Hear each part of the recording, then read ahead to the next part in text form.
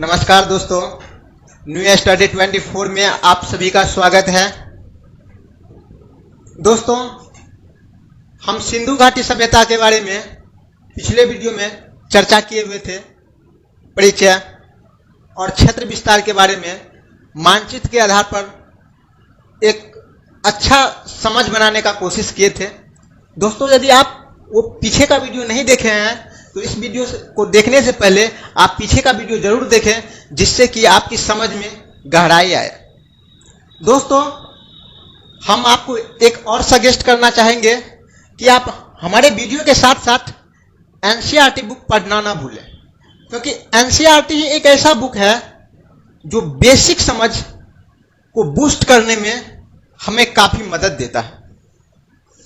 दोस्तों, सिंधु घाटी सभ्यता के अगले कड़ी में हम लोग जानेंगे खोज, नामकरण, काल, उद्भव और विशेषता, और बाकी जो बच जाएंगे जैसे कि उसका क्षेत्र विस्तार, राजनीतिक, आर्थिक, सामाजिक, इन सब को भी हम लोग अगले वीडियो में चर्चा करेंगे। तो चलिए दोस्तों, हम लोग शुरू करते हैं। सिंधु घाटी सभ्यता, तो हम लोग समझ गए थे कि सिंधु घाटी सभ्यता, इसे सिंधु घाटी क्यों नाम दिया गया, इसके बारे में हम लोग चर्चा कर चुके हैं, फिर से चर्चा करेंगे। तो सबसे पहले हम आज जानने का कोशिश करते हैं कि सिंधु घाटी सभ्यता के खोजकर्ता कौन थे, सिंधु सभ्यता की खोज किसने की थी। तो इसमें तो सबसे पहले इसके बारे में थोड़ा बहुत जानकारी इकट्ठा किए थे वो चार्ल्स मेसन ने 1826 ईस्वी में।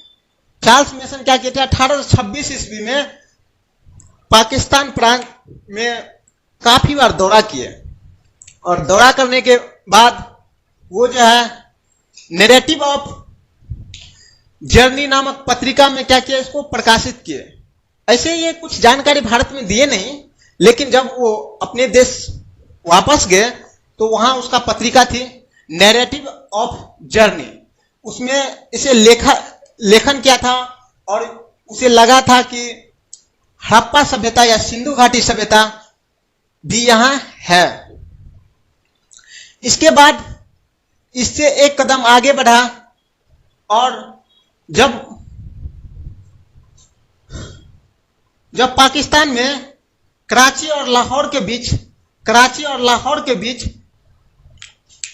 रेलवे लाइन का कार्यक्रम चल रहा था, रेलवे लाइन का काम चल रहा था, तो उसी क्रम में दो इंजीनियर थे जिसे वर्टन बंधु के नाम से भी जाना जाता है। 1856 ईस्वी में वो थे जेम्स वर्टन और विलियम वर्टन, दोनों भाई थे, इसीलिए वर्टन बंधु के नाम से जाना जाता है।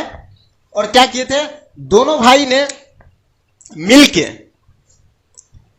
रेल प्रोजेक्ट पे काम कर रहे थे। तो उसे काम करने के लिए एक सख्त चीज की जरूरत थी, जैसे चट्टानों, और उसी क्रम में उसे हड़प्पा सभ्यता के स्थल वाले भाग से, उस टीले वाली भाग से उसे कुछ ठोस ईंटें मिले जो काफी मजबूत थे।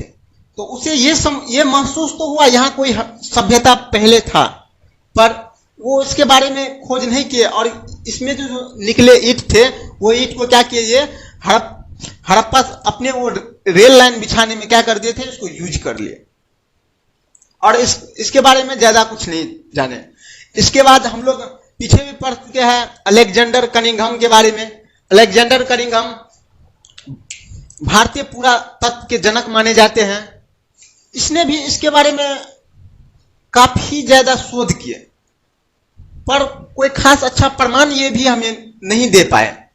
ये 1853 से 56 ईस्वी में भारत का काफी बार दौरा किए, और भारत से लगे हड़प्पा सभ्यता जो पाकिस्तान प्रांत में थे, पंजाब प्रांत, उसमें दौरा करने के बाद वो बहुत सारे चीजों की शोध किए, पर एक सही जानकारी, सटीकली जानकारी नहीं दे पाए।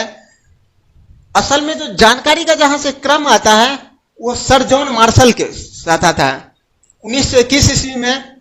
अब सर जॉन मार्शल कौन थे, तो सर जॉन मार्शल 1921 ईस्वी में भारतीय पुरातत्व विभाग के अध्यक्ष थे, और इसी की अध्यक्षता में भारत के दो इतिहासकार दयाराम साहनी और राखल दास बनर्जी के सहयोग से क्या हुआ, हड़प्पा सभ्यता का खुदाई का कार्यक्रम प्रारंभ हुआ।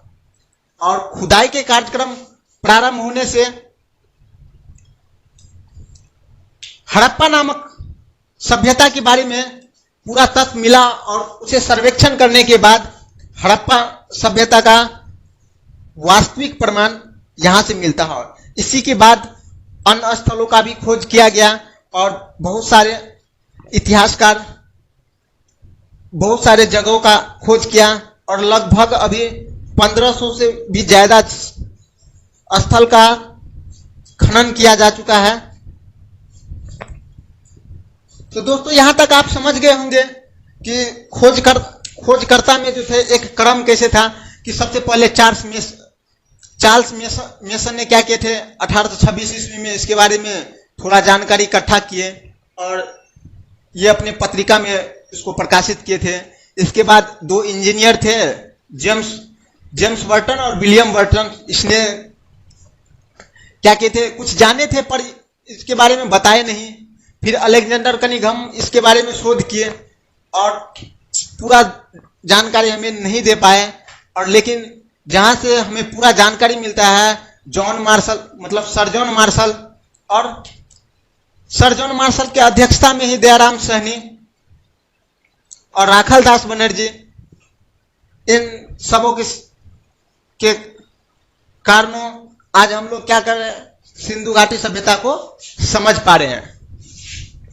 इसके बाद उसका नामकरण में हम लोग चलते हैं कि इसका नामकरण कैसे सिंधु घाटी सभ्यता क्यों पड़ा, हड़प्पा सभ्यता क्यों पड़ा। हम लोग वैसे अगले वाले वीडियो में चर्चा किए हुए थे, लेकिन फिर भी इसमें हम लोग चर्चा करना चाहेंगे थोड़ा विस्तार पूर्वक।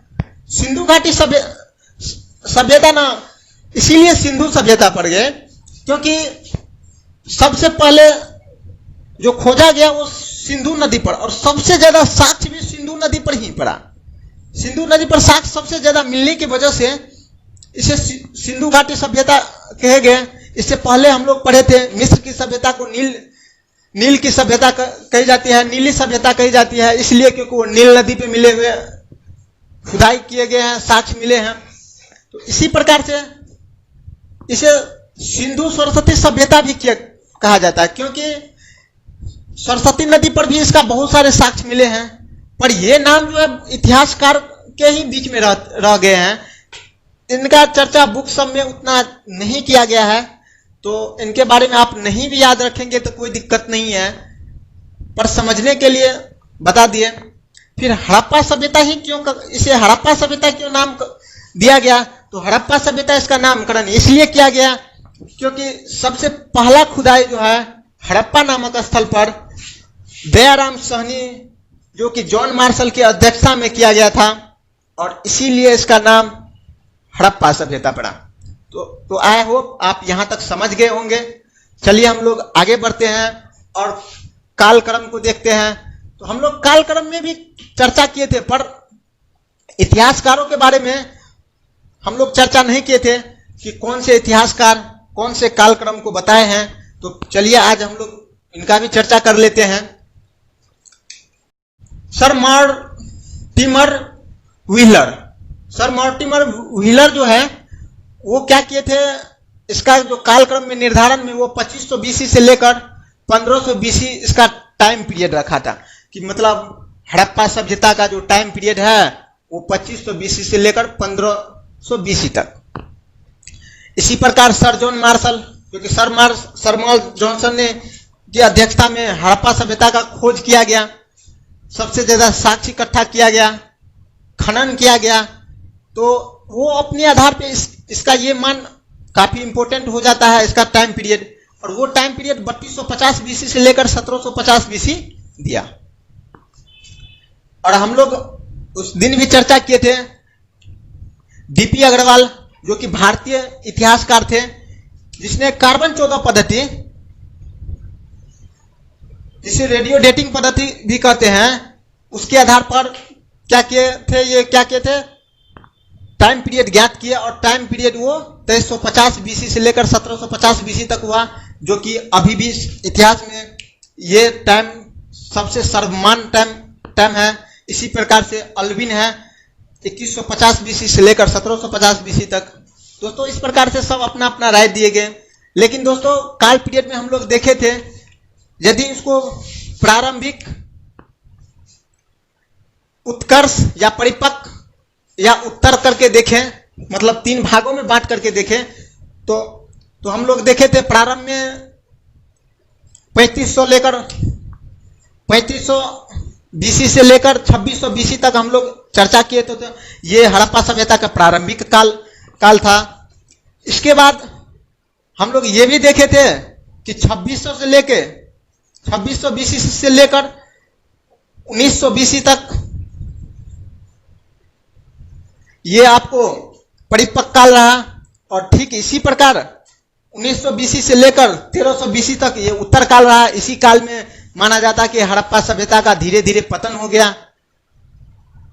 तो पतन के बारे में भी हम लोग विस्तार पूर्वक जब ये चैप्टर एंड करने लगेंगे तब इसका हम लोग चर्चा जरूर करेंगे। क्या करते हैं, उद्भव के बारे में जानते हैं। तो इसका उद्भव कैसे हुआ, सिंधु घाटी सभ्यता का उद्भव। तो उद्भव में विदेश इतिहासकारों का 2 मत रहा है, एक विदेशी मत रहा है और एक अस्थाई मत रहा है। तो विदेशी मत वाले इसे सुमेरियन सभ्यता मानते थे, इसे सुमेरियन सभ्यता मानते थे। और सुमेरियन सभ्यता क्यों मानते थे, क्योंकि सुमेरियन सभ्यता का साक्ष्य और भारतीय सभ्यता का साक्ष्य बहुत ज्यादा मिलता जुलता है। और इसका वजह यह है कि हम लोग विशेषता में पढ़ेंगे कि ये व्यापारी प्रधान थे, और व्यापारी प्रधान होने की वजह से वस्तु का आदान प्रदान किया जाता था, और वस्तु का आदान प्रदान किया जाएगा तो साक्ष्य के रूप में तो समानता आएगा ही। तो इसे विदेशी मत में कौन सा इसे विदेशी मत मानते थे, तो sir John Marshall, sir Mortimer wheeler, जिसे व्हीलर के नाम से शॉर्ट नाम हम ही जानेंगे कि व्हीलर, डीडी कोसाम्बी, चाइल्ड आदि, ये सब जो इतिहासकार थे ना, वो क्या मानते थे कि ये सुमेरियन सभ्यता है। फिर स्थानीय सभ्यता में जो भारतीय अर्थशास्त्री थे वो उसे द्रविड़ मानते थे कि यहाँ की जो हड़प्पा सभ्यता का विकास किया वो द्रविड़ लोग थे। द्रविड़ लोग को मानते कौन थे, ओराखल दास बनर्जी। और आर्यन लोग मानते थे TN रामचंद्र, अपना राय दिए कि ये आर्यन है। तो TN रामचंद्र जो दिए राय, तो दोस्तों यह क्वेश्चन उठने लगा कि आर्यन तो हो नहीं सकता है। और क्यों नहीं हो सकता है कि यदि आर्यन लोग पहले ही नगरीय सभ्यता में रह चुके हैं, मतलब शहर में रह चुके हैं, तो फिर वो अचानक कृषि प्रधान क्यों हो गए और चरवाहे का जीवन काहे व्यतीत करने लगे। तो इसीलिए इसे न के बराबर मान्यता मिला है। तो दोस्तों ये बात यहां तक आपको समझ में आ गया होगा। चलिए हम लोग दोस्तों विशेषता के बारे में जानते हैं, इसका क्या क्या विशेषता रहा है। तो सबसे पहला विशेषता है कि ये नगरीय सभ्यता है। और दोस्तों हम पढ़ चुके हैं ये आदि ऐतिहासिक काल है। इसका तो हमें साक्ष्य तो है, पर लिखित इसका लिखावट जो है, लिपि को पढ़ा नहीं गया, क्योंकि इसका लिपि चित्रात्मक लिपि है और अभी तक इस लिपि को पढ़ा नहीं गया। जिस दिन पढ़ा जाएगा तो शायद इसके बारे में और बेहतर से जान पाएंगे और बहुत कुछ जान पाएंगे। तो सबसे पहली बात है कि ये नगरीय सभ्यता थी। ये सभ्यता में अधिकतर भाग नगरीय थे और एक सुव्यवस्थित ढंग से नगर का विकास किया गया था। और इसलिए इसे कांस्य युगीन सभ्यता कहते हैं, क्योंकि इस टाइम में कांस्य धातु का प्रयोग किया जाने लगा था। कांस्य हम लोग जानते हैं कि कांस्य टीना और तांबा के मिश्र धातु से कांसा तैयार होता है, और इस टाइम में कांसा का प्रयोग करना सीख गए थे। और इसे ये व्यापारी प्रधान होने के कारण एक देश से जिस प्रकार अभी दूसरे देश से व्यापार होता है, ठीक उसी प्रकार से एक सभ्यता से दूसरे सभ्यता में व्यापार होते थे। इसलिए एक सभ्यता से दूसरे देश सभ्यता में थोड़ा समानता और थोड़ा भिन्नता भी मिलता जुलता है। दोस्तों ये शांति प्रिय सभ्यता इसे कहा गया। और शांति प्रिय सभ्यता कहने का यह कारण यह है कि इस सभ्यता में अभी तक ऐसा कोई साक्ष्य नहीं मिला है जिससे लगे कि ये सभ्यता में युद्ध भी हुआ है। इस सभ्यता में औजार न के बराबर मिला है, और ऐसा थोड़ा बहुत औजार मिला भी तो ऐसा औजार मिला है जिससे कि अपने काम काज में किया जाता हो। ऐसा औजार मिला है, तो इससे पता चलता है कि ये एक शांति प्रिय सभ्यता थी। और यही इस सभ्यता की सबसे खूबसूरती बात है। कोई भी सभ्यता शांति प्रिय सभ्यता होगा तो उसे एक स्वर्णिम काल कहा जा सकता है। दोस्तों, इसका एक विस्तृत सभ्यता भी इसको कहा जाता है, क्योंकि इसका विस्तार हम लोग कल के मानचित्र में, अगले जो वीडियो पढ़े थे उसमें मानचित्र में देखे थे कि ये भारत, पाकिस्तान और अफगानिस्तान 3 प्रांतों में और काफी विस्तृत क्षेत्र 12,99,600 वर्ग किलोमीटर में, और वर्तमान में अभी वो लगभग 15 लाख से भी अधिक वर्ग किलोमीटर में फैला हुआ है। तो दोस्तों, ये काफी विस्तृत हो जाते हैं। साथ में इसका आर्थिक, राजनीतिक, सामाजिक और सांस्कृतिक स्थिति के बारे में भी हम लोग क्या करेंगे, अगले वीडियो में विस्तार पूर्वक चर्चा करेंगे। दोस्तों, आपको ये वीडियो कैसा लगा आप कमेंट करके जरूर बताएं। साथ में आप दोस्तों बेल आइकन का बटन दबाना ना भूलें, इसे सब्सक्राइब करें, लाइक करें, शेयर करना ना भूलें। दोस्तों, आपका एक शेयर किसी अन्य दोस्तों का जो इतिहास जैसे सब्जेक्ट को कठिन मानते हैं, इस चैनल के माध्यम से उसे सहायता मिल पाएगा, हेल्प मिल पाएगा। और कहा गया है दोस्तों, सबका साथ सबका विकास, शिक्षा सबका अधिकार है दोस्तों। तो इसीलिए दोस्तों शेयर करना ना भूलिए और इस चैनल को सब्सक्राइब जरूर करें। धन्यवाद।